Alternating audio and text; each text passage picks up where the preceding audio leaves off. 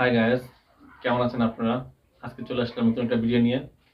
ভিডিওর টপিকটা হলো, আপনারা জানেন বাংলাদেশে এখন শীত বিরাজ করছে। বাংলাদেশে এখন শীতকাল। তো শীতকালের মধ্যে আমরা অনেকে খেজুরের রস খেতে খুব পছন্দ করি। খেজুরের রস আমরা কাঁচা খেতে পছন্দ করি অনেকে, কিন্তু কাঁচা খেজুরের রসটা খাওয়া আসলে শরীরের জন্য ক্ষতি। কারণ খেজুরের রসটার মধ্যে বাদুড়, বিভিন্ন ধরনের পাখি, তারা যখন এটা গ্রহণ করে তখন সেখানে কিছু লালা গ্রন্থি বের হয়। সেটা নিপা ভাইরাস নামে একটা ভাইরাস, সেটা ছড়ায়।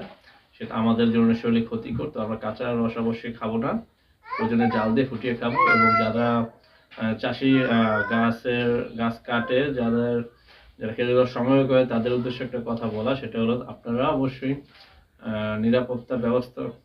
নিরাপত্তা বলায় রাখবেন। খেজুরটাকে আপনারা